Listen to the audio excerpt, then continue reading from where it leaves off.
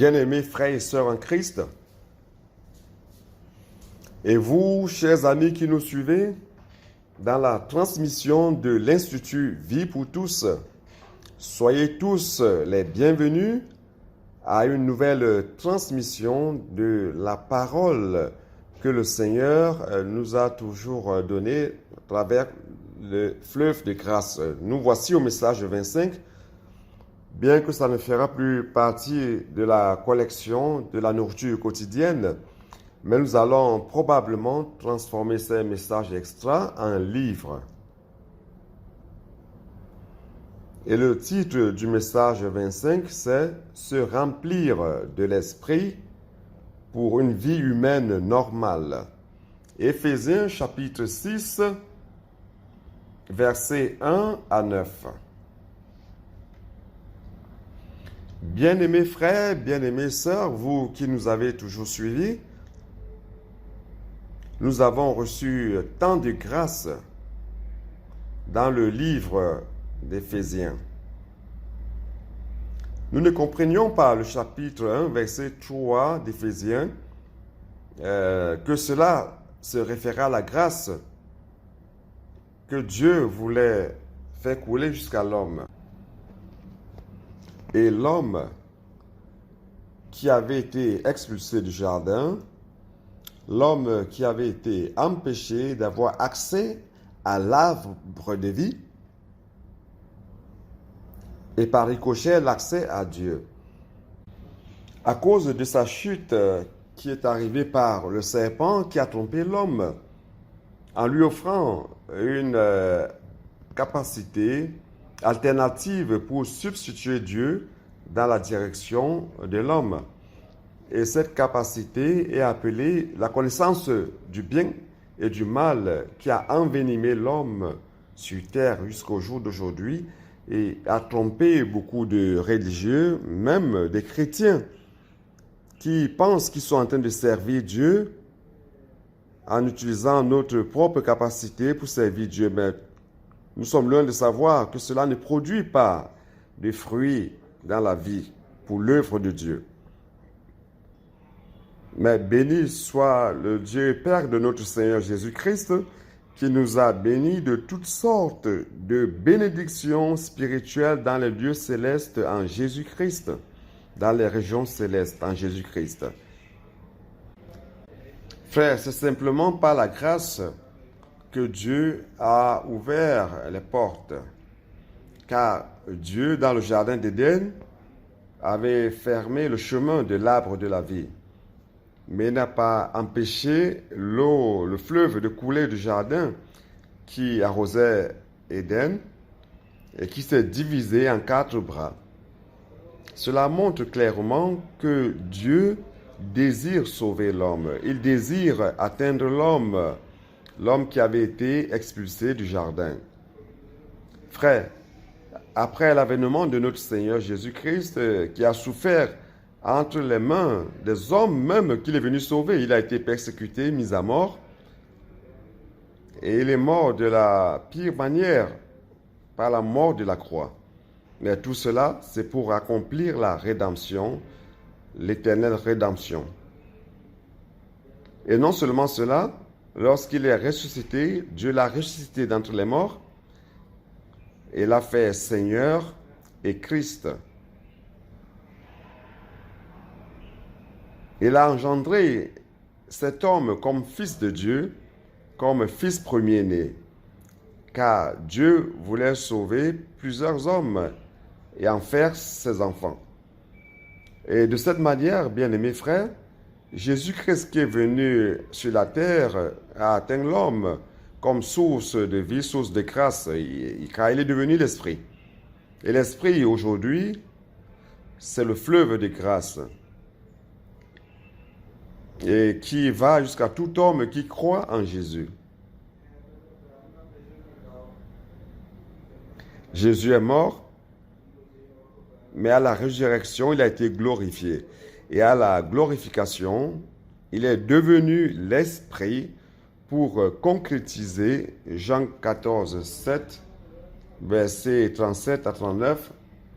Jésus au dernier jour de la fête des Juifs, s'est levé et a dit que celui qui a soif vienne à moi et qu'il boive. Celui qui croit en moi, de son intérieur couleront des fleuves d'eau vive.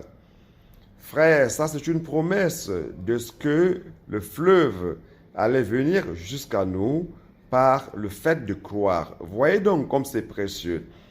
L'homme ici sur terre n'a pas besoin de payer la pénitence pour ses erreurs. Maintenant, il suffit de confesser ses péchés, de croire en Jésus, confesser de la bouche que Jésus est Seigneur, et cet homme, par la foi, a été sauvé, et par la grâce, je suis sauvé, et le fleuve qui n'a pas été empêché de couler du jardin d'Éden est entré en l'homme, et à partir de ce moment, on devient des canaux de fleuve de grâce, non seulement pour recevoir la grâce, mais aussi pour laisser couler la grâce vers les autres. Et Dieu veut nous utiliser pour couler, je dis aux frères de l'Église, que nous ne pouvons pas être la mer morte. La mer morte reçoit les fleuves de grâce, mais l'eau stagne en elle et ne coule pas pour aller vers d'autres lieux, car c'est le point le plus bas de la région. Donc l'eau n'arrive plus à s'écouler. Alors l'eau de grâce entre et ça ne coule pas, ça devient une mer morte, dans laquelle il n'y a ni poisson ni vie. Nous pouvons être dans la vie d'église, recevant la parole, la grâce, attendant toujours que la grâce du Seigneur vienne. Mais non, nous sommes des canaux qui doivent recevoir la grâce et laisser couler vers les autres. Car le jour où nous avons reçu, que nous avons cru au Seigneur Jésus, des fleuves d'eau vive sont entrés en nous pour couler de nous. Celui qui croit en moi, de son intérieur couleront des fleuves d'eau vive. Et Jean explique qu'il dit cela par rapport à l'esprit qu'ils allaient recevoir, c'est-à-dire tous ceux qui allaient croire en lui. Car l'esprit, jusqu'à ce moment-là, pendant que Jésus s'exclamait, l'esprit n'avait pas encore été donné car Jésus n'avait pas encore été glorifié. Mais aujourd'hui, Jésus a été crucifié, Dieu l'a ressuscité d'entre les morts, il a été glorifié et il est devenu l'esprit de la réalité, un autre consolateur que le Père a promis de nous donner et qui est entré en ceux qui ont cru en lui. Et cela est devenu des fleuves d'eau vive qui coulent à l'intérieur de nous. Nous avons reçu tant de grâce. Beaucoup de grâce coule vers les autres. Frères, nous devons être ces canaux. Ne retenez pas cela pour vous-même. Allez dans les rues prêcher l'évangile. Allez dans les rues. Vous n'êtes pas obligé d'aller dans les rues si vous ne voulez pas. Mais les contacts que vous avez, par exemple, vous allez dans des magasins ou à la boulangerie ou à la station-service pour prendre le carburant. Et dans votre quotidien, vous avez des contacts dans les rues.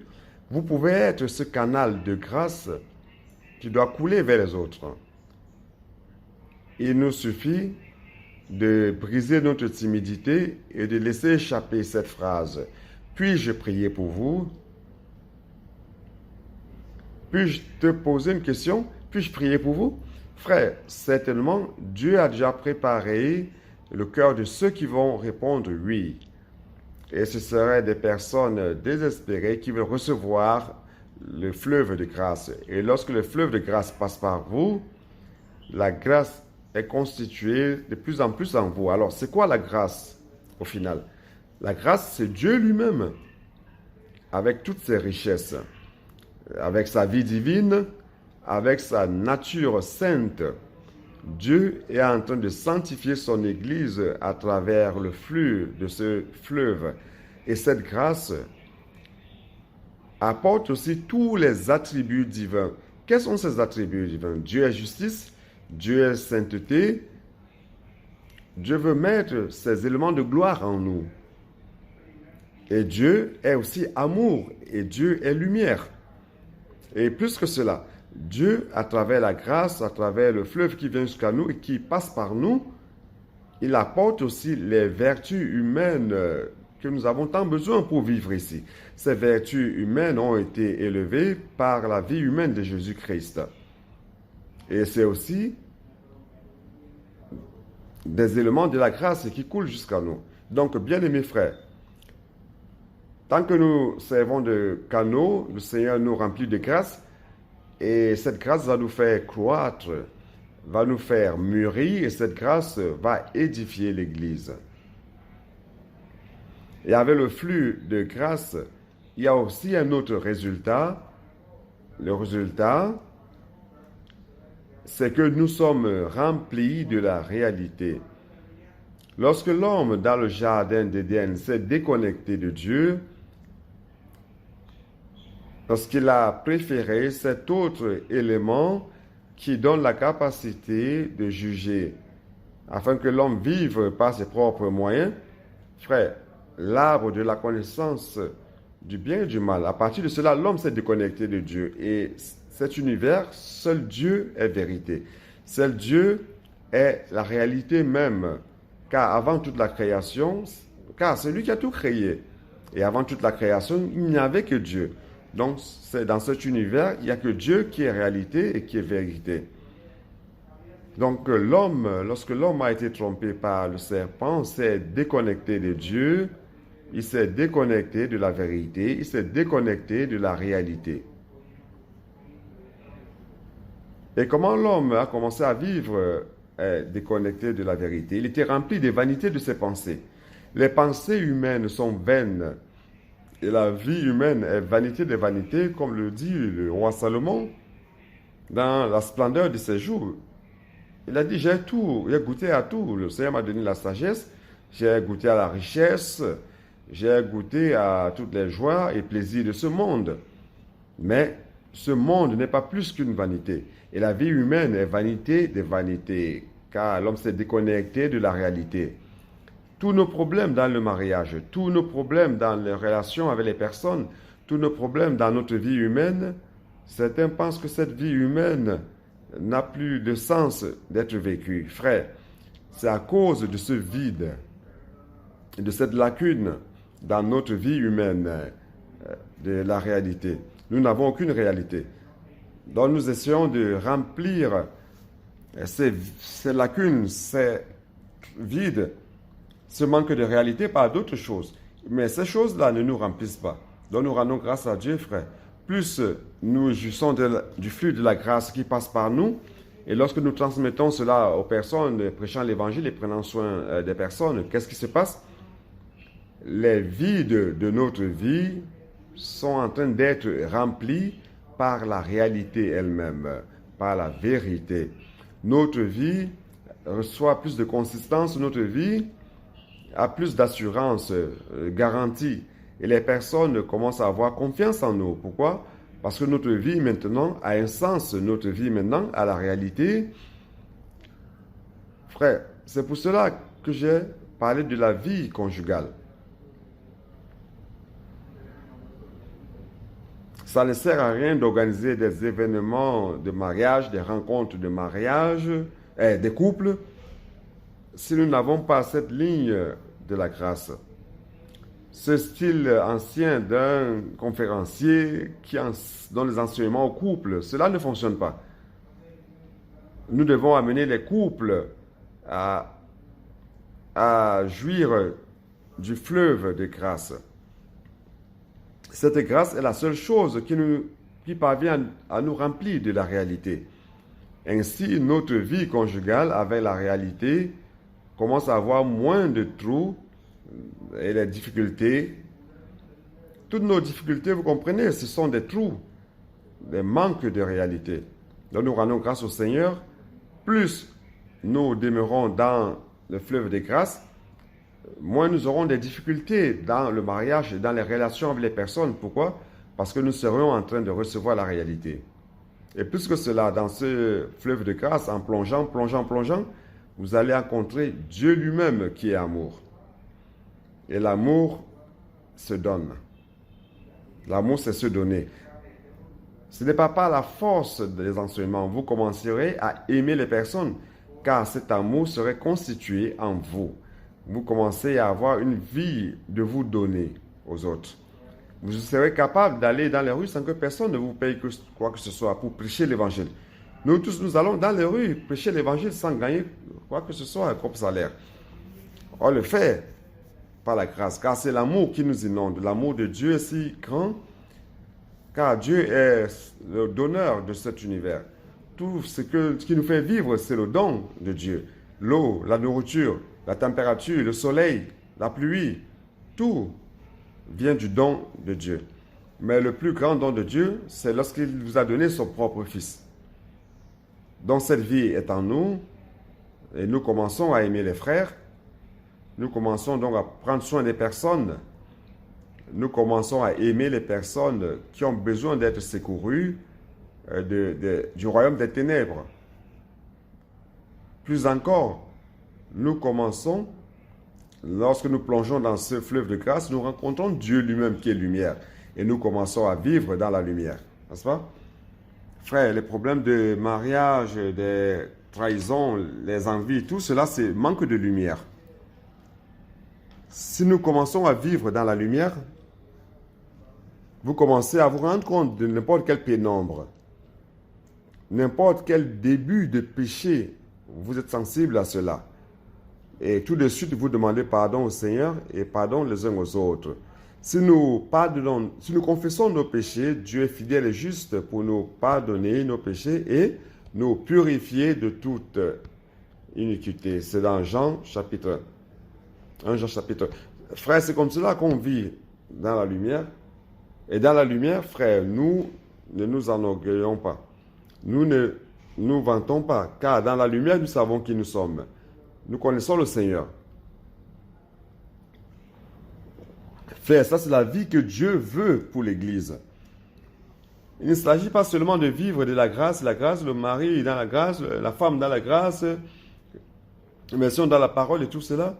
Et après, à la maison, ils se disputent. Nous devons avoir cette réalité. Se remplir de l'esprit, c'est pour la vie conjugale. Aujourd'hui, je veux parler de se remplir de l'esprit dans la vie humaine, sur tous les aspects de la vie humaine. C'est pour cela que, frère, grâce soit rendue à Dieu, le Seigneur est en train de nous donner un outil merveilleux. Premièrement, c'est la parole prophétique. La parole que le Seigneur professe dans l'actualité de nos jours, il professe de sa bouche chaque jour, chaque semaine. Il ne nous a pas manqué la parole de direction, la parole de grâce. Frère, c'est cette parole qui fait en sorte que tout s'accomplisse. Vous vous rappelez comment Dieu a créé cet univers? Dieu a dit que la lumière soit et la lumière fut. Tout a été accompli par la parole. Jean chapitre 1, verset 1, comme il est dit, au commencement était la parole. Et la parole était avec Dieu et la parole était Dieu. Et le verset 14, la parole s'est faite chair et a habité parmi nous, pleine de grâce et de vérité. Et les apôtres ont vu sa gloire comme la gloire du Fils unique du Père. N'est-ce pas? Donc tout, c'est par la parole. Dans 1 Jean, ce que nous avons vu et entendu et que nous avons annoncé, qu'est-ce que c'est? La parole de vie. N'est-ce pas? Donc, frère, tout, c'est par la parole. Et Jésus-Christ, c'est la parole elle-même. Et la parole, c'est le véhicule. La parole, c'est ce fleuve qui coule jusqu'à vous et qui vous amène Dieu lui-même. Donc, aujourd'hui, pour que Dieu accomplisse l'œuvre dans l'Église et par l'Église, frère, le véhicule qu'il utilise, c'est la parole. Et beaucoup ont cette idée mystique qui disent, on va écouter l'Esprit Saint, on va écouter ce que l'Esprit Saint a dit. Frère, depuis que le Seigneur est parti, l'Esprit a utilisé les hommes comme le canal de dispensation de son œuvre. Lorsqu'il est parti, il a entraîné les disciples, leur montrant que lorsqu'il y a la parole, sa présence y est. après la résurrection, il est venu sous une autre forme. Il avait le corps de résurrection. Ce n'était plus le corps de la chair. Et lorsqu'il apparaissait, les disciples ne le reconnaissaient pas. Mais lorsqu'il parlait, les disciples disaient, ah, ça c'est le Seigneur. Donc, il entraînait les disciples de ce que sa présence se trouverait dans sa parole. Et au jour de la Pentecôte, l'Église a été engendrée. Et à partir de là, frère, Jésus n'est plus apparu physiquement, ni même avec le corps de résurrection. À partir de là, Dieu a commencé à utiliser l'apôtre Pierre, un homme. Beaucoup de gens ont cette confusion en disant, ah, Dieu parle par l'Esprit, il n'utilise pas les hommes. Dieu utilise les hommes. L'apôtre Pierre a été utilisé.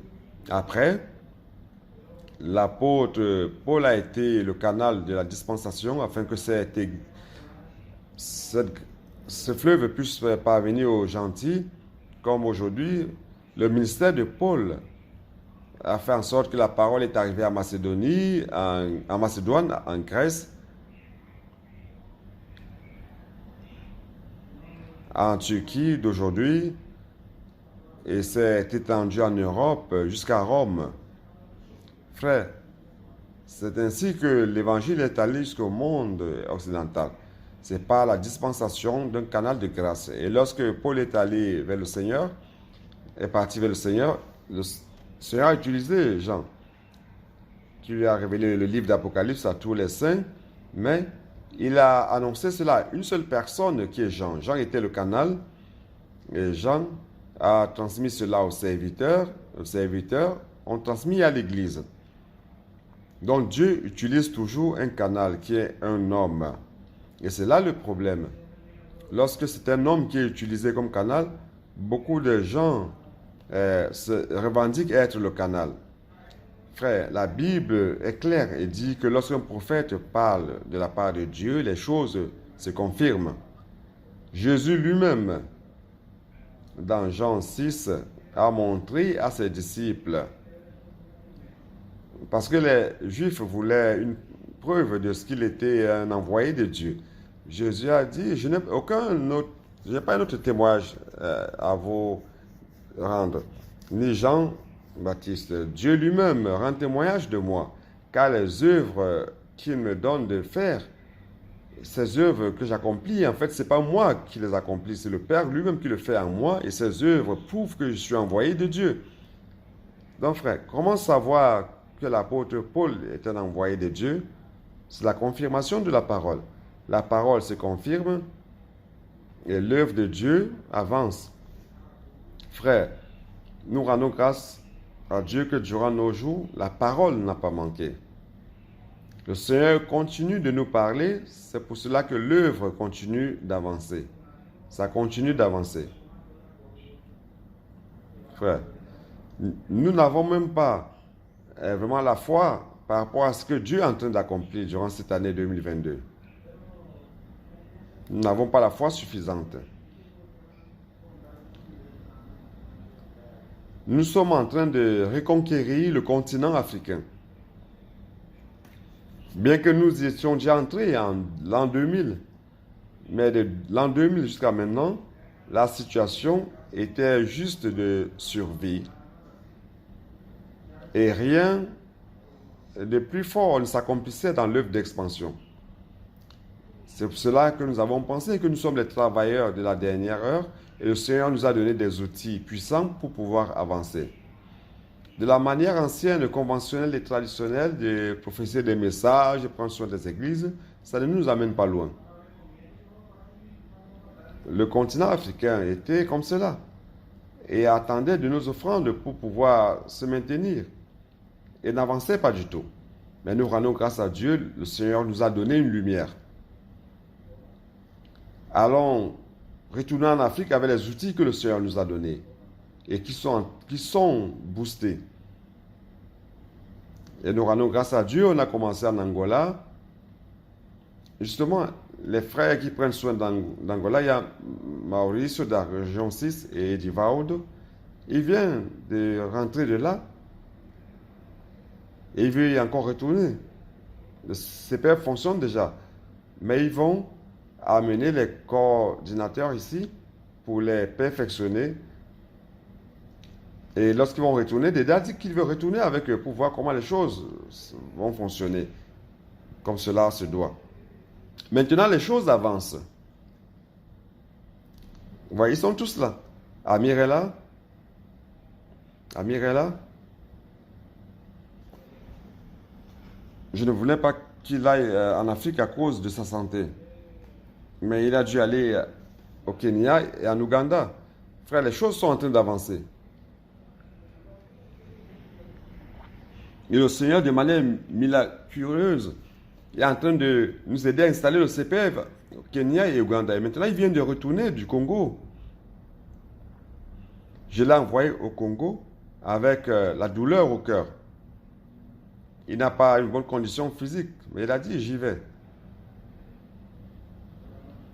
Je ne voulais pas qu'il y aille. Mais une église au Congo-Kinshasa, nous avons 600 frères. Parmi lesquels, on a 480 jeunes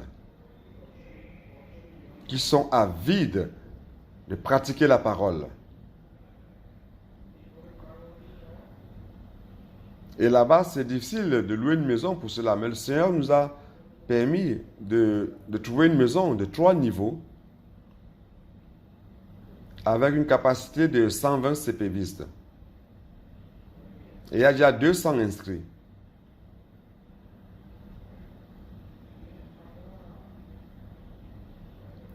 Et nos vaillants de David sont allés en Afrique du Sud, ils sont allés au Mozambique, à Madagascar, et Village est allé jusqu'au Malawi. Frère,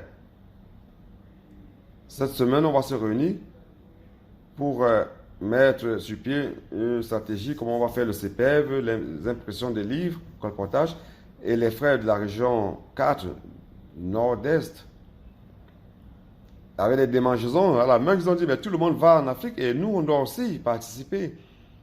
Et ils m'ont parlé durant ce week-end.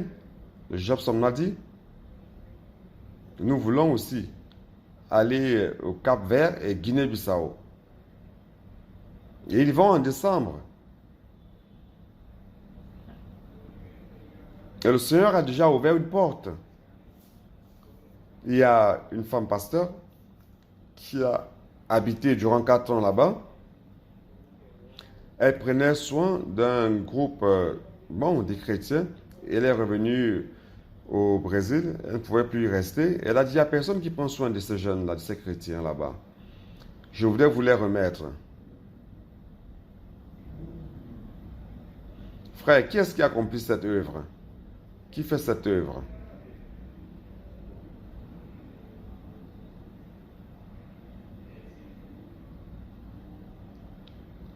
Et tant d'années que je visitais les églises aux États-Unis, fortifiant les frères, ça c'était des pas de torture.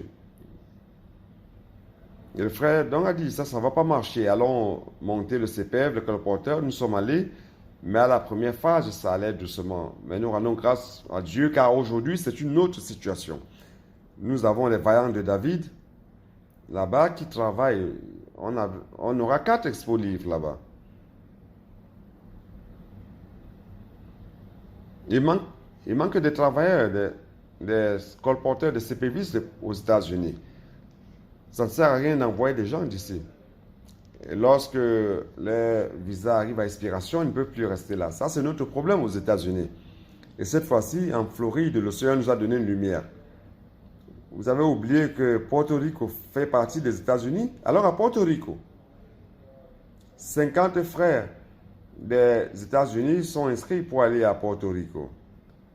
Nous allons vraiment bouleverser cette île. Cette île appartient aux États-Unis. Les citoyens sont des citoyens américains. La langue officielle, c'est l'anglais. Mais ils ont été colonisés par les Espagnols, ils parlent l'espagnol. Le sang latin. Content, joyeux. Mais les jeunes là-bas n'ont pas grand-chose à faire, soit ils versent dans la drogue ou autre chose. Alors leur donner une raison de vie.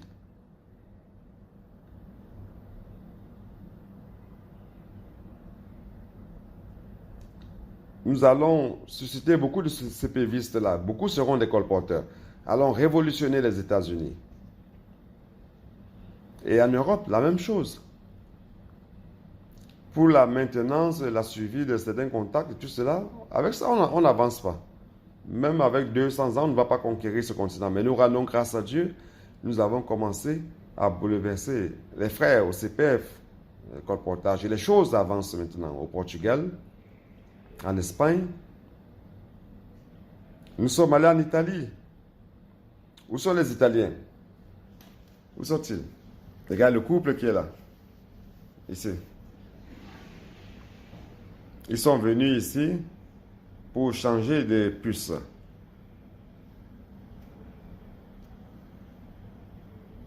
Maintenant, l'Allemagne est en train de demander. L'Allemagne demande au secours. Nous voulons aussi y aller. Frère, ça c'est le chemin. Nous avons acheté un terrain à Torres Vedras, près de Lisbonne, pour y construire un centre de perfectionnement du CPF. Nous avons réussi à payer et l'œuvre a commencé avec l'aplanissement. Mais tant que ce n'est pas prêt, on ne va pas s'arrêter. On va faire un CAP itinéraire. Frère, vous savez ce que je veux dire? Même ici au Brésil, s'il faut dépendre de la manière conventionnelle, on va dans l'église, on donne des messages, après on retourne. Il est content un moment et après il revient encore à son état. L'œuvre ne va pas avancer comme cela. Combien de villes dont nous prenions soin dans la région de Sao Paulo métropolitaine et tout cela, ils sont en train de boiter. Nous devons, frères, introduire les frères dans ces outils que le Seigneur nous a donnés, n'est-ce pas? Nous rendons grâce au Seigneur. Le Seigneur a pris un tournant, un grand tournant à São Paulo, n'est-ce pas, Roméo? Les églises sont en train de se mettre en ordre en utilisant ces outils et les choses commencent à avancer. Je dis tout cela, frère, c'est que nous ne pouvons plus continuer une vie religieuse d'église conventionnelle et traditionnelle. Allons profiter, bien-aimés frères et sœurs, ces outils que le Seigneur nous a donnés, ces outils que le Seigneur nous donne pour réellement, pour donner la condition à l'esprit d'agir. Tant que vous pensez que votre capacité peut servir le Seigneur, Dieu n'arrive pas à agir. Frère, alors nous convaincre de ce que nous devons tout remettre au Seigneur afin qu'il travaille en nous. La semaine dernière, la semaine surpassée, n'est-ce pas? C'était 131 femmes dans l'immersion du CPF de Lorraine. À travers leurs témoignages, la grande chose qu'elles ont reçue, car tout vient de la parole de la conférence internationale, lorsque nous avons commencé à parler de la parole du commandement, qu'il était bien que toutes les églises puissent entrer dans ce genre de vie que les CPVistes, les colporteurs vivent. Car ils vivent 24 heures par jour immergés dans la parole prophétique, immergés dans le fleuve de grâce, 24 heures vivant par l'esprit. C'est un mensonge de dire que le colportage c'est pour de l'argent. Frère, faire le colportage pour de l'argent, ça ne marche pas. Ça ne coule pas. Le colportage pour le fardeau, par la parole prophétique et par amour pour les personnes. Donc, frère, je voudrais que ce genre de vie qu'ils vivent durant 24 heures en esprit, car hors de l'esprit, ça ne marche pas. Je voudrais que cette vie soit un peu transférée dans la vie d'église normale. Et beaucoup de frères et sœurs ont leurs devoirs, ont leur manière, leurs choses à faire, ils n'ont pas les conditions d'être immergés durant 24 heures par jour, mais ils pourraient avoir une expérience avec cela. Nous rendons grâce à Dieu lorsque nous avons parlé de cela à la conférence internationale lors d'une matinée, la parole de commandement, les sœurs ont réagi.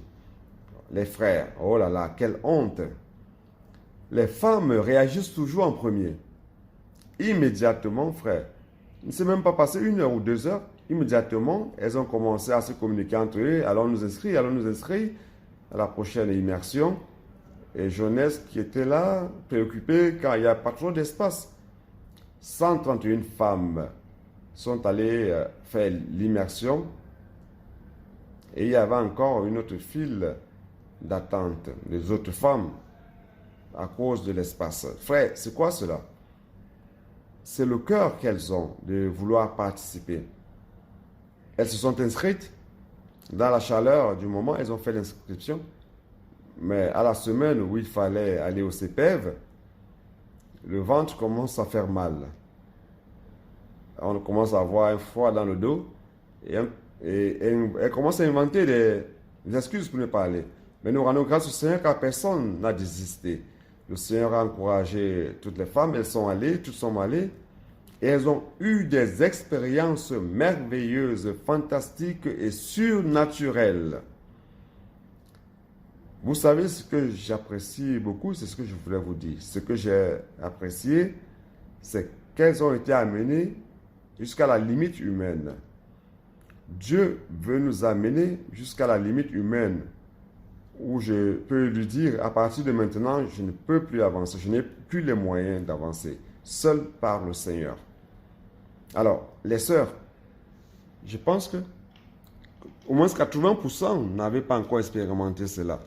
Elles avaient peur, elles étaient timides. Mais frère, le Seigneur veut nous amener à plonger dans ce fleuve.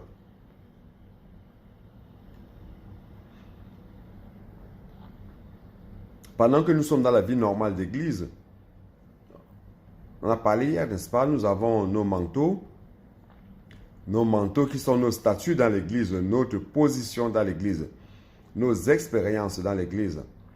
Je sais donner des messages, ma prédication est aimée par les frères, je sais ceci, je sais cela, je suis un frère responsable, je suis un frère coopérateur, je suis coordinateur. Frère, si nous n'abandonnons pas cette cape, ce manteau, nous n'allons pas plonger. N'est-ce pas, Jobson? Tu as pensé que la conférence qu'on a eue la semaine dernière, c'était le sommet, n'est-ce pas? Mais les 3 jours que tu as passés au Pâques cette semaine, tu as vu que le premier jour, tu n'as pas plongé totalement. Le deuxième jour, tu as plongé à moitié. Mais au 3e jour, il ne savait plus où il était.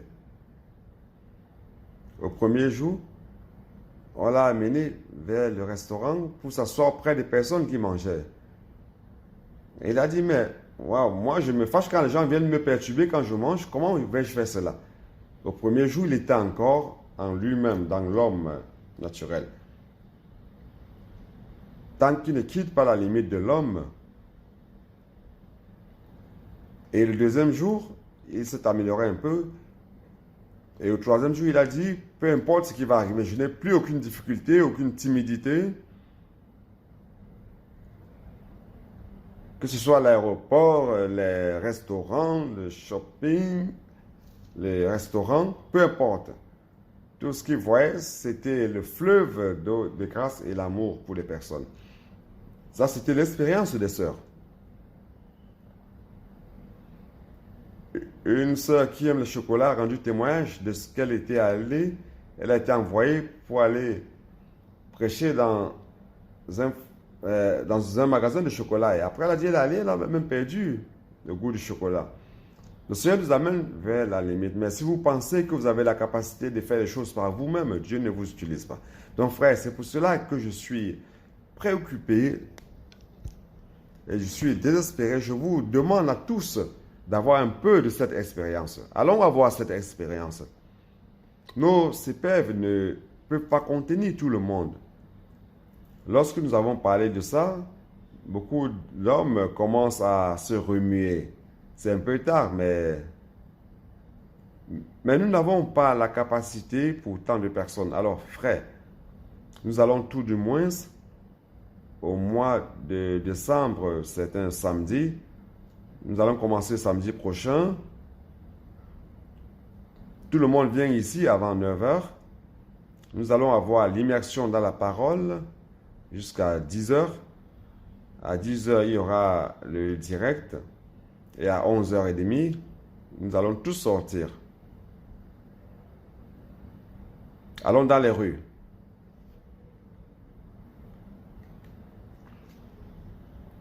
Et nous serons repartis en plusieurs équipes. Nous n'aurons pas le dîner à cette heure-là. Ce sera juste après la sortie qu'on va manger.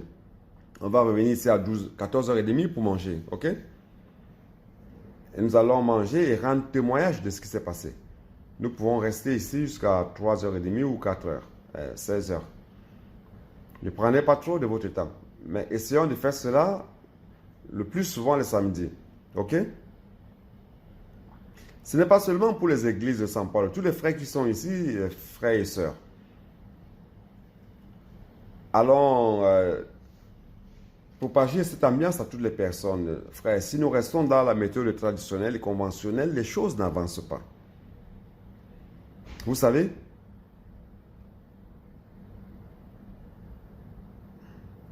il y a une préélection pour cette équipe. C'est comme le coach qui donne des instructions à l'équipe qui va jouer. Je peux faire cela aussi avec vous?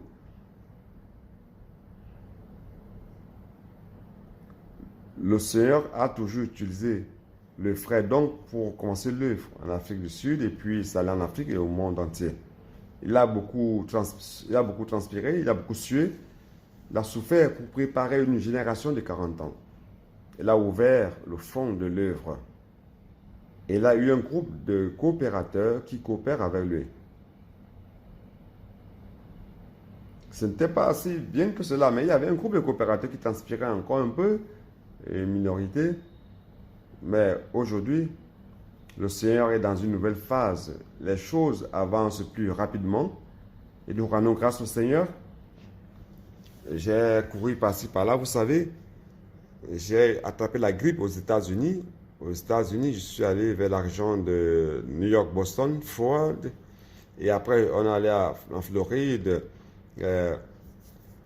qui était une région chaude, et puis l'air conditionné très froid. Donc, j'avais la grippe et tout cela. Et quand je suis retourné à la maison, j'ai dû aller en Bolivie. Bolivie, c'est froid, vous descendez à l'aéroport qui a 4000 mètres d'altitude. Et quand vous descendez de l'avion, vous devez faire attention à votre bagage de bord. Vous devez marcher doucement. Si vous courez, vous pouvez vous évanouir à cause de l'altitude et le froid. Après, on allait à La Paz. La Paz, c'est à 3800 à 4000 mètres d'altitude. Frère, le Seigneur a réussi à bouleverser tout un pays. La Bolivie était totalement en arrière. Ils ont demandé pardon, se sont repentis. On va avancer, on va ouvrir le CPF de 90 personnes, n'est-ce pas, jeunesse? 90 CPvistes à La Paz. Et je suis revenu. Et je suis allé au nord-est. Avec la chaleur du nord-est, j'ai amené les chemises longue manche. Je n'ai pas utilisé. Les polos étaient totalement mouillés. L'air conditionné, c'était tout simplement comme un ornement. Et la chaleur des frères, je rends grâce à Dieu, si bien que Jobson et Abraham pensaient qu'ils avaient déjà expérimenté le sommet, mais ils l'ont expérimenté au Pâques, ce sommet. Ce que je voudrais vous dire, frère, il ne s'agit pas du fait qu'un travail sur 2, 3, 4, 5, 6, 10, mais on a besoin de toute l'équipe. Que toute l'équipe, allons tous transpirer ensemble. Car il n'y a que comme cela que nous pourrions ramener le Seigneur. Si peu de personnes travaillent en transportant ce poids mort de la grande majorité, le Seigneur ne reviendra pas. Je leur ai dit, je leur parlais un peu de l'histoire. Ceux qui aiment l'histoire du basket américain, Michael Jordan, vous le connaissez, n'est-ce pas?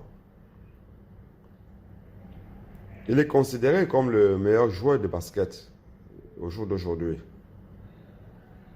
Depuis l'université, les équipes universitaires, il a été contracté par le Chicago Bulls. Frère, il était celui qui mettait les paniers dans tous les jeux. Et le premier coach qui a monté l'équipe, il a fait en fonction de lui, afin qu'il puisse mettre les paniers et gagner. Mais en fin de compte, on a découvert comment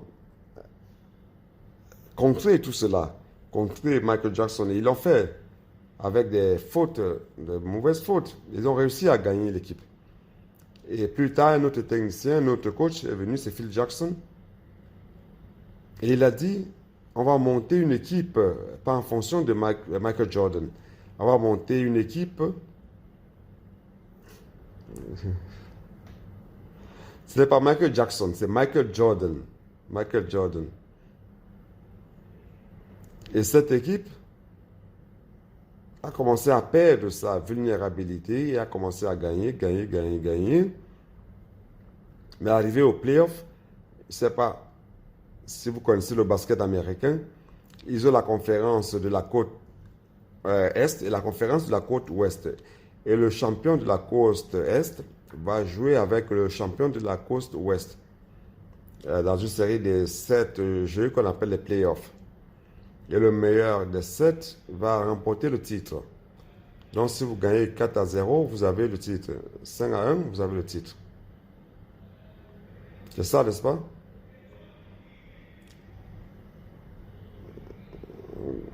Donc, c'est 5. Alors, Chicago était au sommet, mais a perdu les playoffs. Et l'année d'après, les Chicago Bulls se sont bien préparés. Ils étaient prêts à remporter le titre. Ils ont joué 7 jeux, car au 6e jeu, c'était 3-3, égalité. Et le 7e jeu, c'était donc celui qui devait les départager pour gagner. Et ce jour-là, il paraît que le compagnon de Michael Jackson avait un problème de santé. Ils n'arrivaient pas à bien voir lorsqu'ils jouaient. Ils ont perdu. C'était une grande déception pour ceux qui s'étaient préparés pour être des champions. Vous savez ce qu'ils ont fait? C'est ce que je voudrais vous dire. Le jeu suivant, après la défaite, Michael Jordan a dit à toute l'équipe, nous n'allons pas avoir des congés, nous allons nous préparer. Demain même, moi-même, je vais me proposer à être plus physique. Car c'était un joueur qui était très habile, mais il était un peu frêle. Vous voyez ce joueur qui était énorme. En disputant les rebonds avec lui, on pouvait le faire tomber. Il a dit, je vais gagner plus de muscles. Donc, il a gagné 6 à 8 kilos de masse musculaire. Ils se sont entraînés sur toutes sortes de tactiques et tout cela. Et croyez les frères, à la réunion avec eux, cette année, toute l'équipe s'est engagée à ne pas donner seulement 100% de soi. Ils ont dit, nous allons nous donner à 110%. C'est ce que je vous propose. Ne vous accommodez pas. Donnons 110% de chacun de nous. On va le faire, oui ou non? D'abord, pourquoi? On doit impliquer d'abord les autres frères. Impliquer les autres frères dans cette ambiance de l'immersion dans la parole, le CPF, le colportage, la prédication de l'évangile. Frère, cela change les personnes. Vous ne serez plus jamais le même. Et pourquoi ne pas influencer les autres frères? Faisons en sorte que toute l'Église entre dans cette dimension. Si nous voulons ramener le Seigneur et répondre aux besoins de l'expansion qui se passe, frère, vous croyez qu'en Italie, c'est ce qu'ils ont dit. En Italie, ils ont rencontré un chrétien qui est traducteur professionnel d'arabe. Lorsque nous sommes entrés en Afrique, j'ai dit aux frères, mon ambition, c'est d'aller jusqu'en Afrique centrale. Je n'avais même pas pensé entrer en Afrique du Nord. Comment on va entrer dans les pays musulmans, le Soudan, Tunisie, Égypte, en Arabie Saoudite? comment on va entrer dans ces pays? Non, l'Arabie Saoudite, c'est déjà au Moyen-Orient. Frère, ce que je voudrais dire, c'est que je n'avais jamais pensé à cela. Mais le Seigneur a ouvert la porte et notre premier livre en arabe est en train d'être traduit.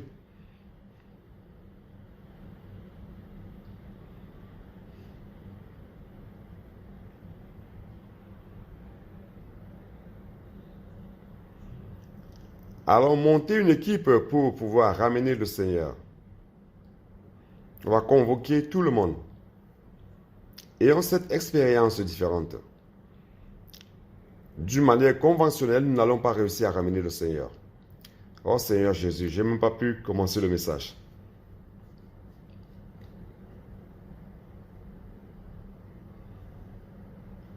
Vous êtes d'accord? On doit donner tout de nous. J'ai dit aux frères, de la manière que le Seigneur avance rapidement, on ne pensait même pas aller en Malaisie. Il y a déjà les frères qui vont en Malaisie, il y a des contacts en Indonésie. D'ici peu, on va au Vietnam, à Laos, au sud-est asiatique. On n'avait jamais pensé à cela. Je crois qu'en Corée, on va encore ressusciter l'œuvre par cette nouvelle manière. On a les frères au Japon. On doit les remuer. Notre équipe va dans le monde entier. Oh, Seigneur Jésus. J'ai dit aux frères, cela me donne l'expérience de voir encore le Seigneur étant vivant. J'ai dit aux frères, je ne veux pas être sur une chaise roulante. Donc nous devons agir pour hâter le retour. Tout ce défi, vous savez qu'il y aura des attaques. Il y a déjà des attaques. Frère, vous pouvez être certain, l'attaque c'est toujours contre la parole prophétique. L'attaque c'est toujours contre la source de la parole. Mais nous n'allons pas être intimidés. Cette unité que nous avons, cette harmonie, cette complicité entre nous, si chaque membre se donne à 110%, peu de temps, nous allons coopérer avec l'Esprit et conquérir cette terre au Seigneur. Seigneur Jésus. Alors, je vais faire ceci. Je n'ai pas beaucoup de temps. Je vais lire un peu le croquis, mon schéma. La première partie, j'ai fait un récapitulatif. Frère, la dispensation de la grâce a un objectif.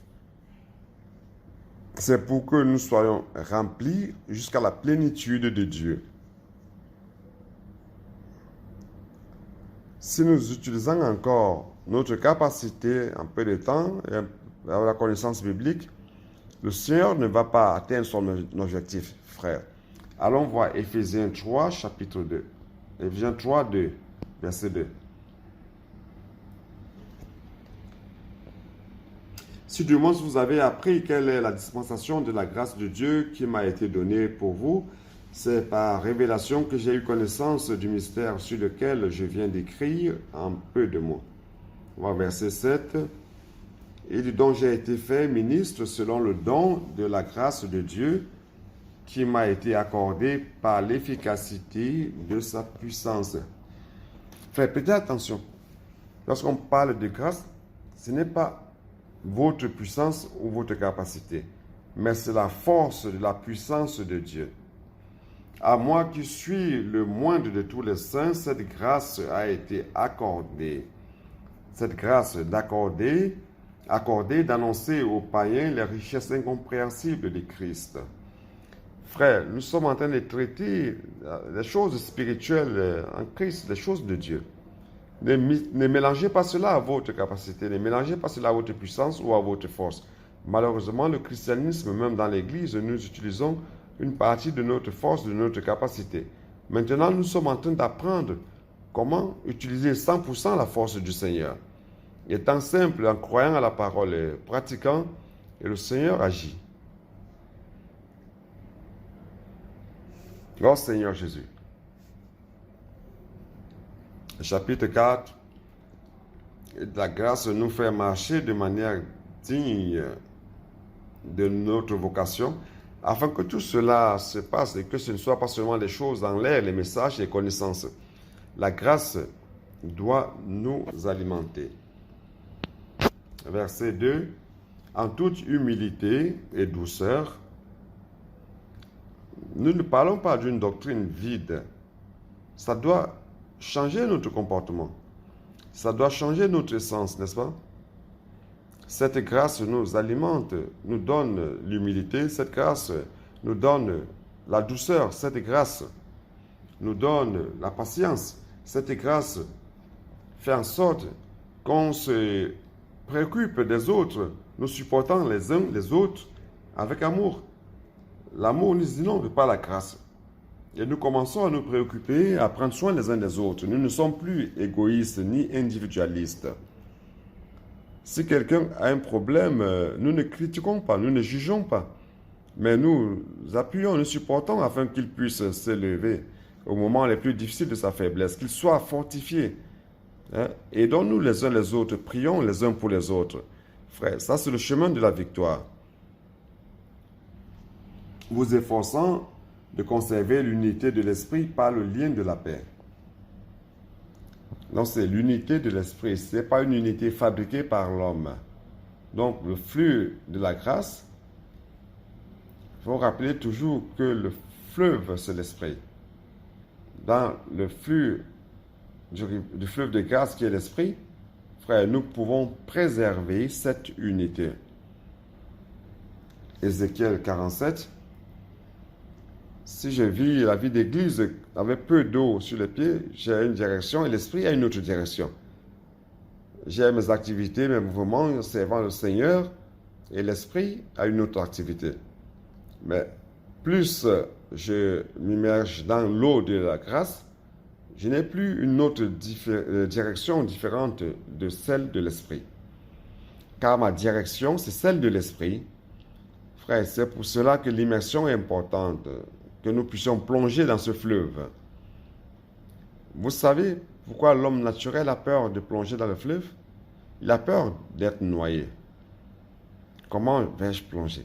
Comment vais-je prêcher l'évangile dans les restaurants? Comment vais-je aller dans les supermarchés? Je déteste faire cela. Frère, je vais mourir, je vais me noyer. Frère, celui qui sera noyé, c'est l'homme naturel. Celui qui va se noyer, c'est votre force humaine naturelle. Mais lorsque vous plongez réellement, vous vous rendez compte que vous parvenez à respirer. Vous ne respirez pas d'une respiration naturelle, mais une respiration de l'esprit. Vous commencez à vous rendre compte que vous êtes entré dans une autre sphère. Vous avez déjà essayé d'entrer dans l'eau, plonger. Le son est différent, n'est-ce pas? À l'extérieur, vous écoutez bien le son, les gens qui parlent dans les restaurants, les plats. Mais dans l'eau, vous écoutez que le blou, blou, blou, blou, blou, blou, blou, n'est-ce pas? Allons plonger. Nous devons quitter notre naturel, quitter notre perception des choses comme homme naturel. Car les circonstances nous font peur. Mes frères, allons plonger. Lorsque vous plongez, vous ne voyez plus rien d'autre. Tout ce que vous voyez, c'est l'amour. Vous voyez le fleuve, vous voyez la grâce couler. Vous voyez les personnes sauvées, les personnes amenées dans l'église pour être sous les soins.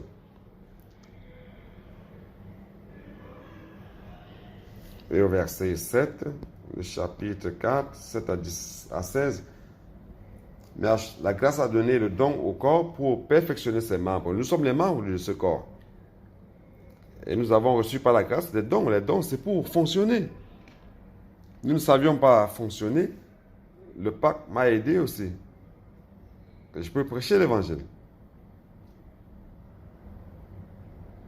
Donc la grâce nous a donné les dons au corps, les membres du corps pour le fonctionnement de ses membres, pour l'œuvre du ministère. Chacun de nous n'est pas en train de faire sa propre œuvre, mais nous faisons une seule œuvre. Nous sommes dans une même équipe avec un seul objectif, qui est l'œuvre du ministère pour l'édification du corps de Christ. Suivant la vérité qui est la parole, en amour, suivant la parole en amour, les membres du corps croissent en celui qui est la tête, Christ. Je suis en train de lire le verset. Par qui tout le corps bien coordonné. Frère, nous ne pouvons être que bien coordonnés et consolidés que dans ce fleuve. Sous l'autorité de Christ, c'est le chef, c'est qui commande, c'est la tête qui commande. C'est Christ, c'est pas vous et moi.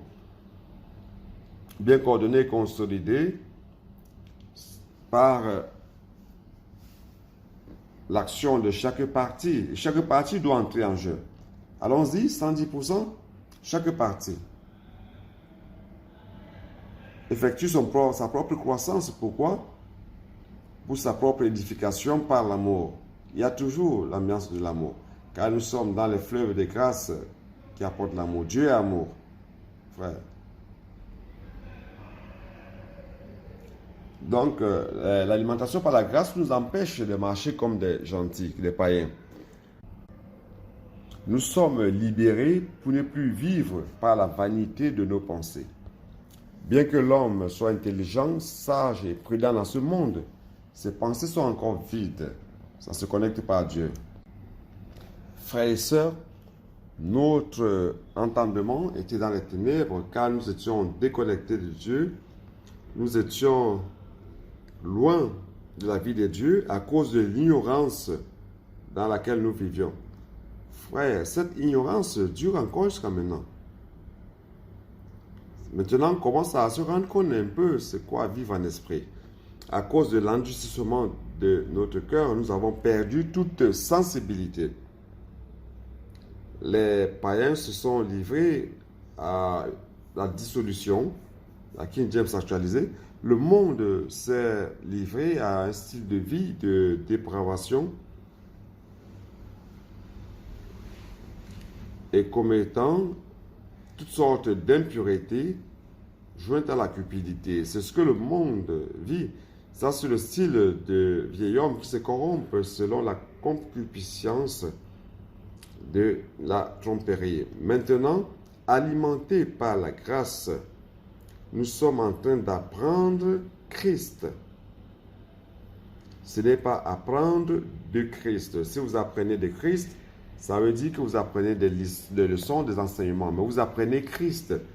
C'est-à-dire Christ comme chef, c'est lui qui vous commande, qui vous enseigne comment vivre dans la vérité. Et nous sommes en train d'apprendre Christ selon la vérité ou la réalité en Jésus. Vous voyez cela dans le verset, oui ou non?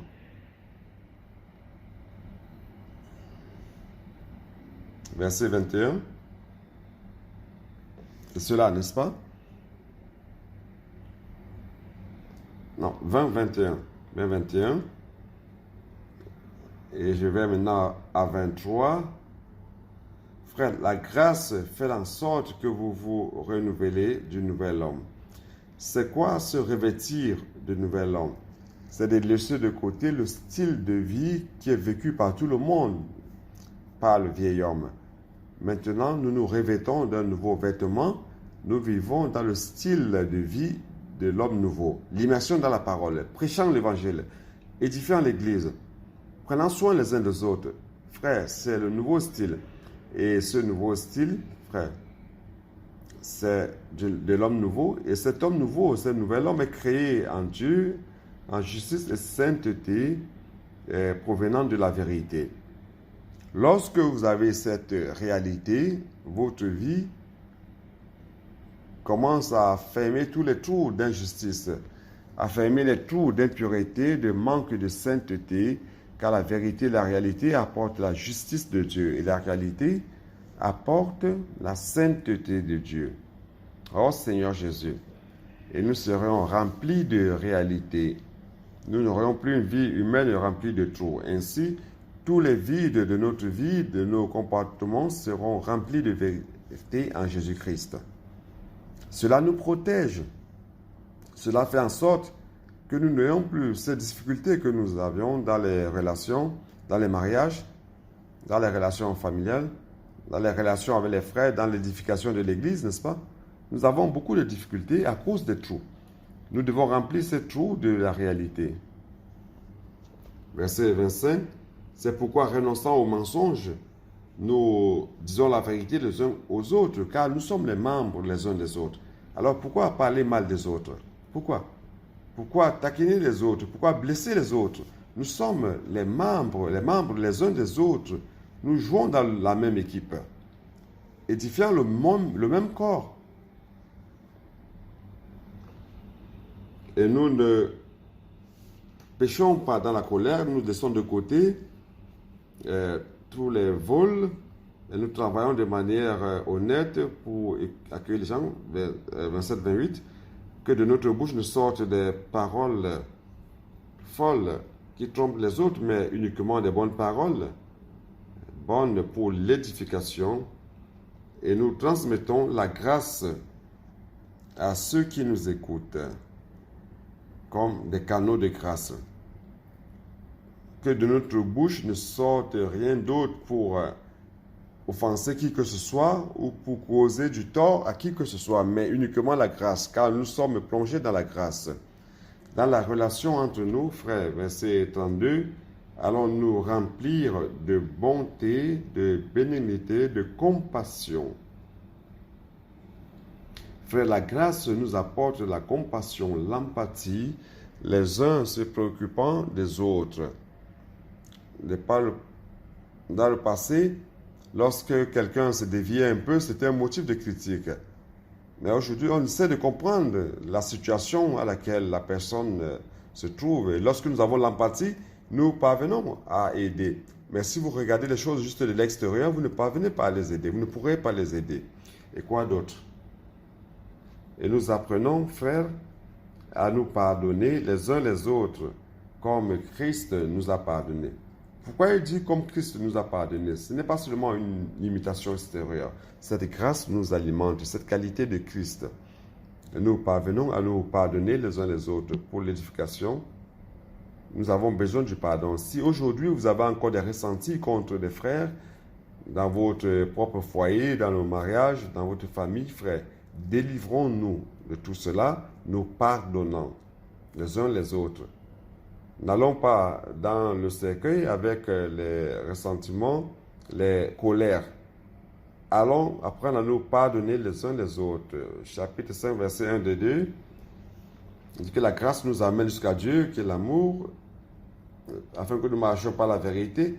Christ nous a aimés et s'est livré lui-même pour nous comme offrande et un sacrifice de bonne odeur à Dieu. Frères, nous avons commencé à avoir cet amour en nous. Ce n'est pas seulement un changement de comportement, mais Dieu est en train de nous remplir d'amour. Et on commence à avoir une attitude de se donner aux personnes, de se donner aux personnes, prêchant l'évangile dans les rues, prenant soin des personnes, édifiant l'église, servant le Seigneur dans l'église.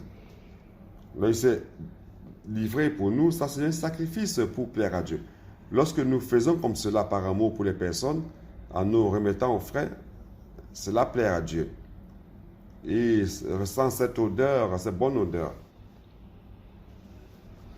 Donc, Dieu qui est lumière, nous sommes la lumière de Dieu et nous devons marcher comme les enfants de lumière.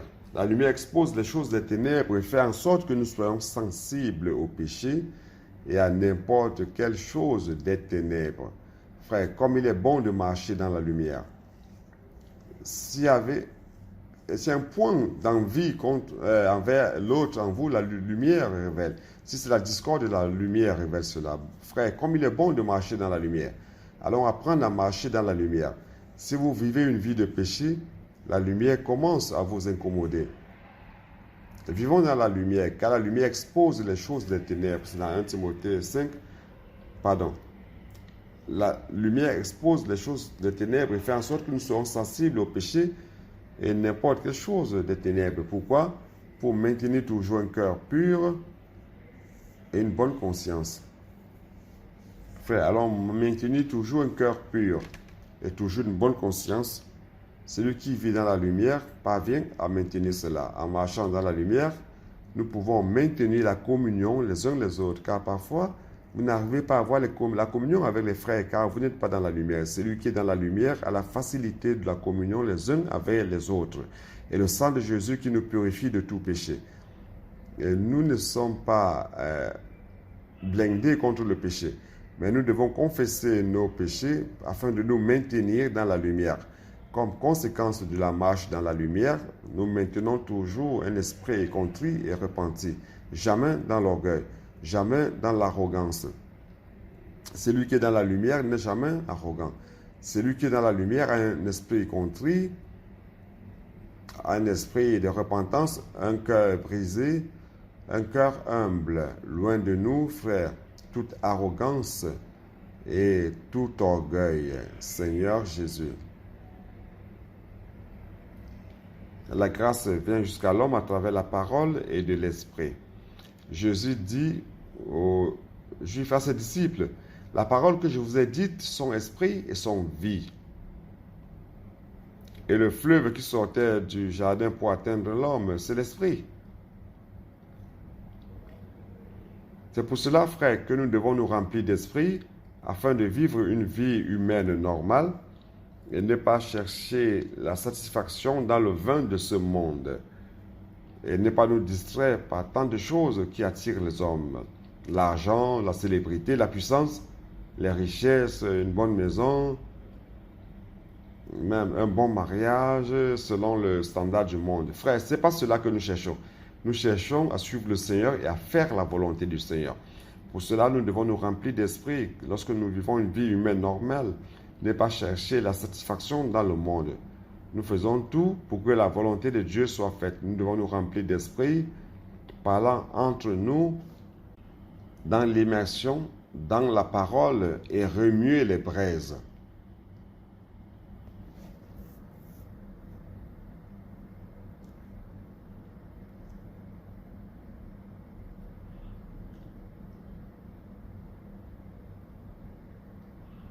« 1 Corinthiens 14 nous montre l'extrême d'être rempli par l'esprit et lorsque l'intelligence ne reçoit rien. Ça, c'est parler en langue. Donc, les mots en langue, on parle à Dieu, l'esprit est exercé, mais l'intelligence ne produit aucun fruit. C'est pour cela, frère, que parfois, les gens qui utilisent beaucoup cela pensent qu'ils sont très spirituels, mais son intelligence ne reçoit rien. Ça, c'est une extrémité de parler en langue. Mes frères, le cri de guerre ou proclamer, nous entrons d'un côté, car c'est la pensée qui fonctionne, l'intelligence. Nous poussons les cris de guerre, la pensée est utilisée. Alors, ça commence à se réchauffer, à réchauffer l'esprit. Nous commençons à exercer l'esprit. Frère, cela est nécessaire. Premièrement, on a un esprit exercé, l'esprit fort. Et après, on prend soin de la pensée. Mais dans l'immersion, dans la proclamation des phrases, vous commencez à utiliser la pensée. Votre esprit est exercé, vous avez un esprit fort, mais vous avez aussi votre pensée qui est alimentée. Mes frères, nous pouvons faire en sorte que tout le monde exerce l'esprit par des phrases, dans l'immersion de la parole. Lorsque tout le monde est déjà à 100% dans l'esprit, on va prendre un temps, 20 minutes, en petit groupe, selon la parole lue. Nous pouvons remuer la braise. Ça, c'est une pratique de près de 20 ans de cela. J'ai dit au frère, lorsque le frère donc apportait tant de révélations dans la parole, on écoute la révélation, j'avais peur qu'on l'écoute d'une manière superficielle. Donc, dans nos réunions de service, je disais aux frères, n'est-ce pas, lorsqu'on faisait la réunion, on prenait un groupe de personnes, on immergeait dans la parole, et à ce moment, vous alimentez la pensée, vous commencez à vous exercer, vous dites, waouh, j'ai reçu la lumière dans cette parole. J'ai compris comment Dieu ne veut pas utiliser ma capacité. Je dois plonger dans le fleuve de vie, que le Seigneur puisse accomplir son œuvre. Après, l'autre dit aussi, j'ai gagné cette lumière. Et après, 5 ou 6 ont parlé, chacun avec sa cuillère remuant à la marmite. vous allez après avoir une nourriture meilleure que ce que vous avez imaginé. Non seulement cela alimente notre esprit, mais votre pensée fructifie. Vous allez croître en vie. Vous allez vous approfondir dans le Seigneur. Vous allez commencer à comprendre quelle est la volonté du Seigneur. Frère, le Seigneur est en train de compléter. Alors, allons pratiquer cela. Malheureusement, je ne pourrais pas expliquer davantage. Alors, nous remplir d'esprit en rendant toujours grâce au Père pour tout. Si nous sommes immergés dans le fleuve de grâce, tout ce qui se passe dans notre vie, frère, c'est grâce à Dieu. Même les choses que nous pensons être malheureuses, que nous considérons comme des infortunes, comme des problèmes, des dangers, mais frère, tout coopère pour le bien de ceux qui aiment Dieu et qui ont été appelés selon son dessein. Nous devons aussi apprendre à nous soumettre les uns aux autres. De par le passé, nous étions très légalistes. Femme, tu dois te soumettre à moi. Ah, toi qui es plus jeune, tu dois écouter les plus jeunes. C'est vrai, la Bible enseigne cela.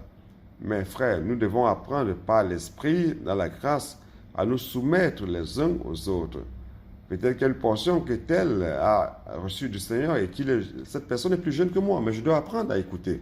Ma femme professe des paroles que personne ne peut professer. Je dois me soumettre à la parole qu'elle m'a professée. Nous devons apprendre à nous remplir d'esprit, rendre grâce en tout, quoi d'autre? Rendre grâce à Dieu le Père et nous soumettre les uns aux autres.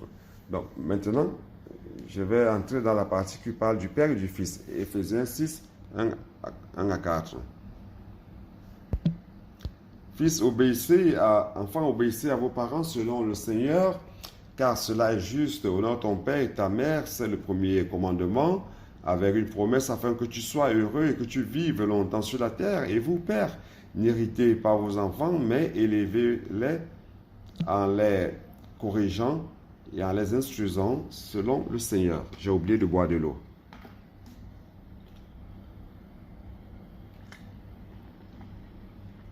Après un certain âge, les enfants vont croître. Vous allez vous rendre compte que les enfants essayent parfois de défier l'autorité du père. Il va tester pour voir jusqu'à quel niveau il peut aller. Et il commence à désobéir, spécialement dans notre société moderne. Vous voyez qu'en Afrique, dans la culture africaine, les plus jeunes sont encore très obéissants aux plus âgés. Et ils ne lèvent pas les voix. Mais dans notre société occidentale, cela a déjà changé. Aujourd'hui, les élèves tapent sur les professeurs, n'est-ce pas? Malheureusement, nous sommes arrivés à ce point. Mais ici, il dit, obéissez à vos parents dans le Seigneur, car cela est juste. Donc, frère, nous sommes dans une autre sphère. Nous ne sommes pas dans la sphère du monde. Nous sommes dans le Seigneur. Dans le Seigneur, cela veut dire que dans l'Église, nous avons une culture céleste. Nous avons une culture différente. Alimentée par la grâce, nos enfants sont obéissants aux parents. C'est pour cela, frère, que nous devons amener nos enfants à pratiquer aussi cette parole. Je voudrais dire quelque chose. Nous tous, les adultes, plus nous sommes jeunes, moins encore. Lorsqu'il faut faire une immersion dans le parc, on a froid dans le dos, n'est-ce pas? Frère, je voudrais vous dire quelque chose. Les enfants n'ont pas cela. Les enfants voient les adultes faire, priant pour les personnes, et ils veulent déjà aller, ils disent, papa, allons-y, allons-y. Ils n'ont pas ce froid dans le dos, parce qu'ils n'ont pas ce genre de préconcept. Mais les adolescents en ont un tout petit peu, mais encore moins que nous. Les adolescents disent, allons sortir, allons sortir. Ils sortent avec toute la joie, mais les jeunes ont un peu plus de difficultés. Alors les adultes, c'est pire. Donc plus nous sommes vieux, plus nous avons des concepts. Frère, allons aider nos enfants à ne plus avoir ce concept. Lorsqu'ils vont croître dans cette culture. Et non plus ce froid dans le dos. Oh Seigneur Jésus. Donc frère,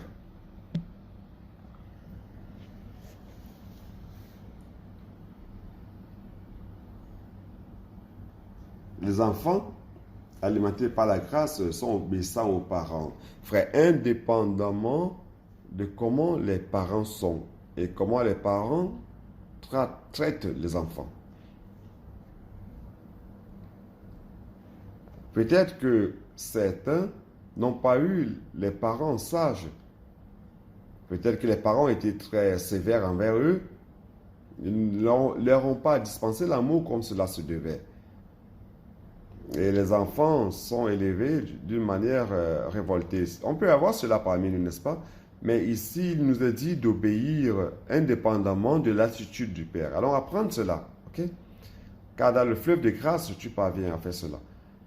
Peu importe si ton père t'a bien traité ou ta mère t'a bien traité ou non, la Bible nous demande d'obéir dans le Seigneur. Nous parvenons à faire cela en immergeant dans le fleuve de grâce. Et ceci, car cela est juste, cela veut dire que c'est correct dans la relation du père aux enfants et les enfants.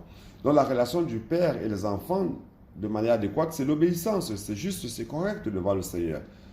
Honore ton père et ta mère, c'est le premier commandement qui va avec cela, afin que tu aies des jours longs sur la terre. Donc honorer, c'est mieux que obéir.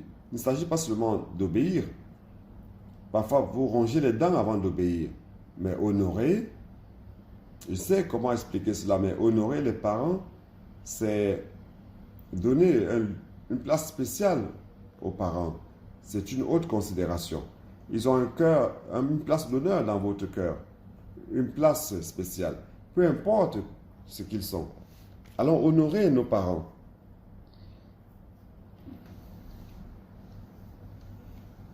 Une attitude de respect et non comme une rétribution. Tu n'honores pas tes parents parce qu'ils t'ont bien traité. Tu n'honores pas tes parents parce qu'ils ont bien pris soin de toi. Ce n'est pas une rétribution, mais honorer, c'est notre devoir, honorer les parents. Le 5e commandement, honore ton père et ta mère, c'est dans Exode 22. Honore ton père et ta mère afin que les jours soient prolongés sur la terre que ton Dieu t'a donnée et afin que tout aille bien avec toi, Deutéronome. Cette partie du commandement se trouve dans la première table des 2 commandements, cette loi. Et les commandements sont par rapport à Dieu. Cela veut dire quoi? Que Dieu a mis le 5e commandement sur la table et qui se référait à Dieu. Car la 2e table, c'est par rapport aux hommes. Nous devons comprendre que lorsque nous honorons les parents, nous serions en train d'honorer l'origine. Et si vous cherchez cette origine, vous allez voir que c'est Dieu qui a créé Adam. Donc vous allez jusqu'à Dieu. Donc lorsque vous honorez vos parents, vous seriez en train d'honorer Dieu. La première promesse, frère, c'est avoir une longue vie.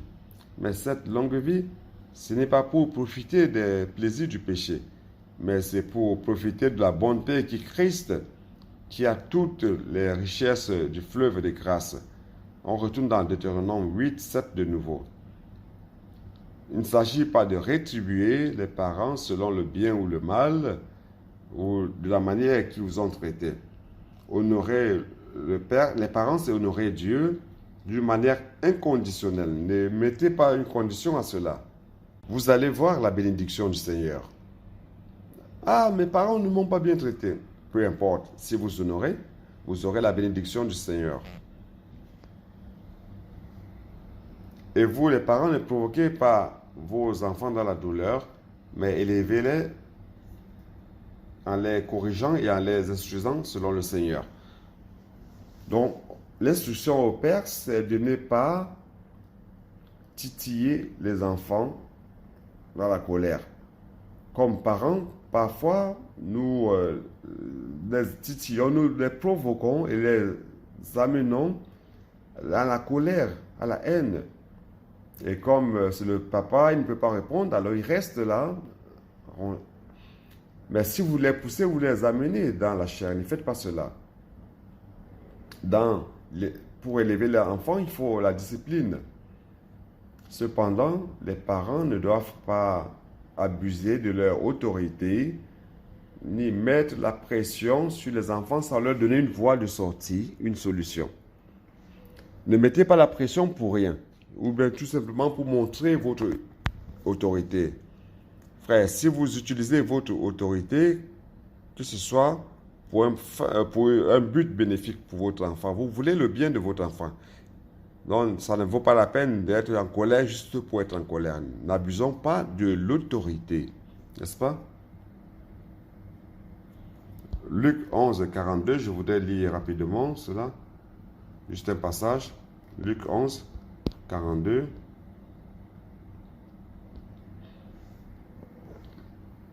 Mais malheur à vous, mais malheur à vous, pharisiens, parce que vous payez la dîme de la menthe, de la rue et de toutes les herbes et que vous négligez la justice et l'amour de Dieu. Je voulais attirer votre attention sur justice et amour de Dieu. Frère, je ne sais pas si vous le saviez,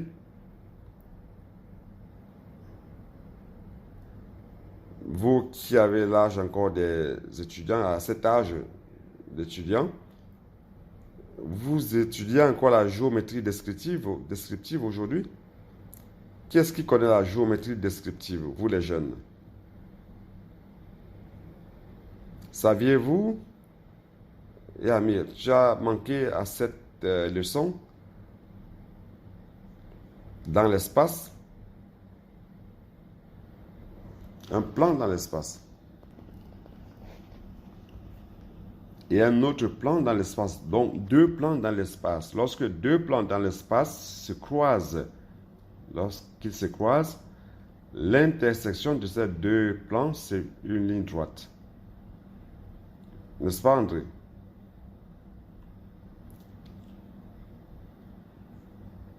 La justice de Dieu, frère, c'est un plan. Tous les éléments qui sont sur ce plan, c'est la justice. Le plan de Dieu, dans ce plan, se trouve la justice. Et Herman, c'est ce dont je parle. Tu as étudié l'architecture, n'est-ce pas? Et voici un autre plan dans l'espace qui est appelé amour.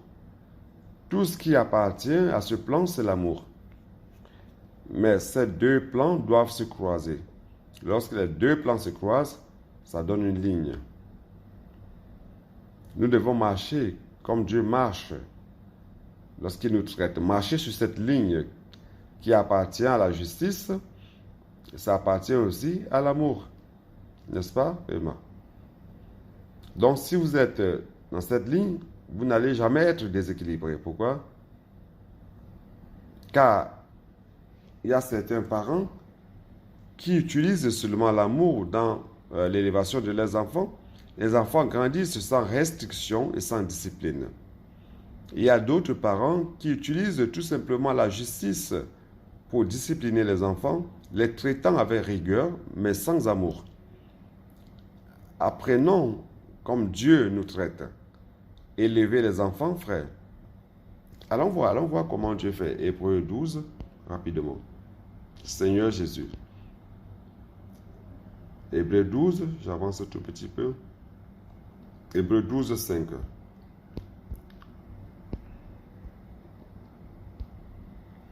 Et vous avez oublié l'exhortation qui vous est adressée comme à des fils. Mon fils, ne méprise pas le châtiment du Seigneur et ne perd pas courage lorsqu'il te reprend. Frère, notre Père nous châtie, nous discipline, nous reprouve. Car le Seigneur châtie celui qu'il aime et il frappe de la verge tous ceux qu'il reconnaît pour ses fils. Aujourd'hui, quand on parle de frapper de verge, tout le monde a les poils dressés, n'est-ce pas? Supporter le châtiment, c'est comme des fils que Dieu vous traite. Car quel est le fils qu'un père ne châtie pas? Mais si vous êtes exempt de châtiment, auquel tous sont part, vous êtes donc des enfants illégitimes et non des fils. Je vais sauter pour la 10. Nos pères nous châtiaient pour peu de temps comme ils le trouvaient bon, mais Dieu nous châtie pour notre bien afin que nous participions à sa sainteté. La discipline, frère, a un objectif, c'est que nous participions à la sainteté du Seigneur. Il est vrai que tout châtiment semble d'abord un sujet de tristesse et non de joie, mais il produit plus tard pour ceux qui ont été ainsi exercés un fruit paisible de justice. Fortifiez donc vos mains languissantes et vos genoux affaiblis et suivez avec vos pieds des voies droites afin que ce qui est boiteux ne dévie pas, mais plutôt se raffermisse. Élever les enfants selon la voie du Seigneur, c'est faire en sorte que la parole du Seigneur qui est professée soit dans le cœur de son peuple. Les parents doivent inculquer, c'est-à-dire répéter ces paroles aux enfants à la maison, sur le chemin, en se couchant, en se levant. Frère, c'est dans Deutéronome 6, de 4 à 7. Frère, ça c'est l'immersion pure. N'est-ce pas? André Olivier a dit que les deux enfants, les deux jumelles, il leur apprend l'immersion dans la parole. Car les Juifs pratiquent cette parole, mais dans le monde extérieur, de manière extérieure. Ils ont le filateur, et même les fils de cheveux, des phrases partout sur les portes, les linteaux des portes, frère. L'immersion de la parole, c'est exactement cela. À tout moment, quand vous allez au CPF, si vous allez au PAC, lorsqu'il est 8 heures, ou c'est le moment de se lever, on commence à mettre le son dans toutes les chambres de la maison, la parole pour l'immersion, c'est cela. Durant la journée dans le Uber, l'immersion dans le métro, immersion dans le bus, immersion dans la rue, immersion.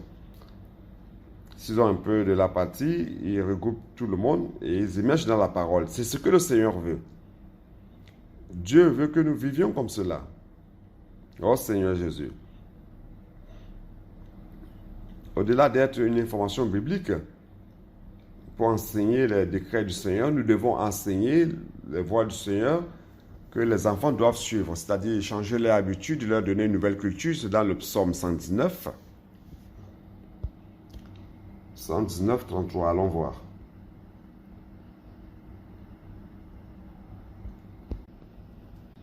Enseigne-moi, Éternel, la voie de tes statuts, pour que je la retienne jusqu'à la fin. Je ne sais pas si vous vous êtes rendu compte de la différence ici.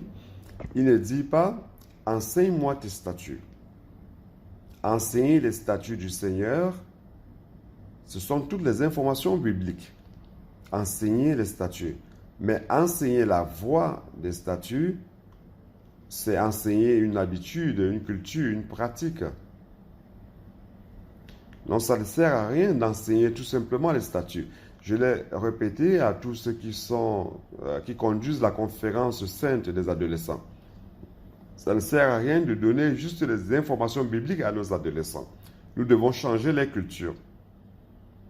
Nous devons changer leur comportement, leur habitude de vie. Et Proverbe 22:6, je ne vais pas lire à cause du temps, nous montre que nous devons changer la culture de cette génération.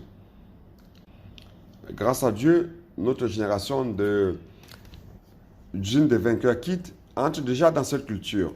Et nos adolescents n'ont plus de grandes difficultés. Ceux qui révolutionnent Bahia de manière impressionnante, ce sont les adolescents. Oh Seigneur Jésus. Donc nous devons avoir cette habitude saine de prier pour les personnes, de prêcher l'évangile, de participer à Avance Jeune, usine des vainqueurs quitte. Cette nouvelle culture va sauver cette génération des idéologies pernicieuses du monde et ils seront préservés pour servir le Seigneur. Donc maintenant par rapport au travail, on va terminer. Pardonnez-moi d'avancer un peu, on doit terminer Éphésiens 6, 5. Où suis-je? Seigneur Jésus. Serviteurs, obéissez à vos maîtres selon la chair, avec crainte et tremblement, dans la simplicité de votre cœur comme à Christ. Non pas seulement sous leurs yeux comme pour plaire aux hommes, mais comme des serviteurs de Christ qui font de bon cœur la volonté de Dieu. Servez-les avec empressement comme servant le Seigneur et non des hommes. Je vais essayer d'expliquer rapidement. À cette époque-là, les esclaves, les serviteurs, en fait, ici, c'était les esclaves. Les esclaves étaient achetés par leur seigneur. C'était leur bien. Ils appartenaient à leur seigneur. Donc, leur seigneur avait des droits de vie sur eux. Toutefois, lorsqu'on arrive dans l'église, ils sont tous des frères. Colossiens 3:11 dit qu'il n'y a plus d'esclaves ni de libres. Tous sont des frères. Cependant, dans le travail, ils doivent avoir la conscience de ce qu'ils doivent obéir à leur Seigneur. Ce n'est pas parce qu'ils sont maintenant des frères qu'ils ne vont plus obéir à leur Seigneur et ne veulent plus faire ce que le Seigneur veut. Donc ils sont encore dans la position d'esclaves. Mais ramenant cela au jour d'aujourd'hui, dans la relation de travail, frères, nous ne devons pas chercher des privilèges comme frères en Christ dans aucune des relations de travail. Si un frère m'a appelé pour travailler dans son entreprise, et je confonds les choses de l'église avec le travail, en pensant que dans cette église, je suis son frère, j'ai les privilèges que les autres n'ont pas, je peux ne pas venir, me reposer quand je veux, faire tout ce que je veux, ou faire ce que je veux. Non, ce n'est pas cela. Si c'était comme cela, aucun frère ne va appeler un autre frère pour travailler avec lui. Nous devons apprendre à obéir au Seigneur avec tremblement et crainte, comme si on obéissait à Christ. Nous obéissons à nos chefs, nous obéissons comme à Christ. Quelqu'un qui a, le travailleur qui a comme un frère en Christ, comme son supérieur, ne doit pas mélanger les relations de l'Église avec les relations de travail pour demander des privilèges. Il ne doit pas servir comme juste pour plaire aux hommes, verset 6, verset 7 maintenant, verset 6, comme serviteurs de Christ qui font de bon cœur la volonté de Dieu.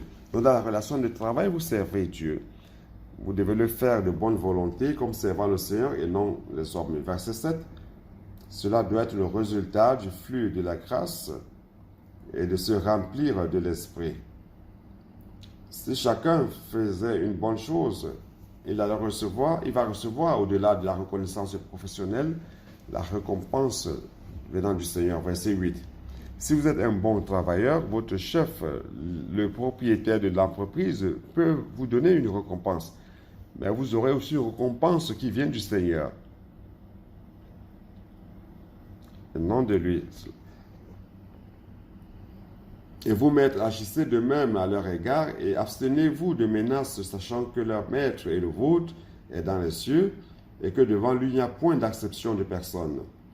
Le travailleur ou le chef ne doivent pas se traiter